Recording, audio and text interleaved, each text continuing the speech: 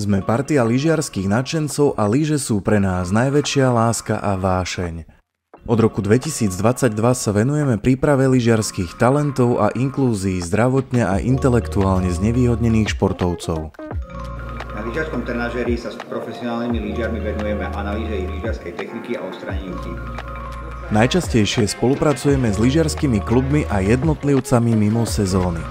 Trenažér nám umožňuje trénovať a pracovať na technike po celý rok.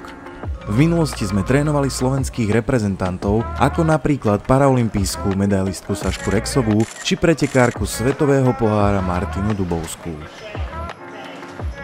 Na trenažér chodím už viac ako 2 roky a chodím tu preto, lebo mi to veľmi pomáha s trénovaním techniky a hlavne tu mám trénera, ktorý sa na mňa môže sústrediť celú dobu tréningu.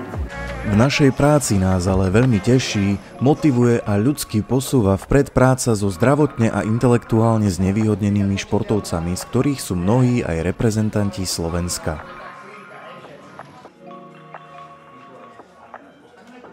Okrem skúsených lyžiarov nás naplňa práca so zdravotne a intelektuálne znevýhodnenými športovcami, pre ktorých je trenažér skvelý nástroj na šport a rozvoj. Pravidelné tréningy na lyžiarskom trenažéri preukázateľne pomáhajú športovcom s Downovým syndrómom, autistickým spektrom či detskou mozgovou obrnou zlepšovať fyzickú kondíciu a rozvíjať ich mozgové hemisféry.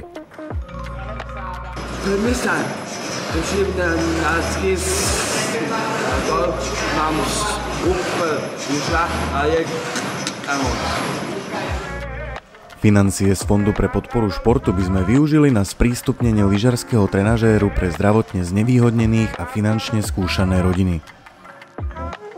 Okrem iného by sme ich využili aj na stretnutia mladých lyžiarskych talentov s hviezdami slovenského a svetového lyžovania s cieľom motivovať ich v ceste za ich lyžiarskym snom. Ski simulátor je dobrý šport a zabáva v jednom.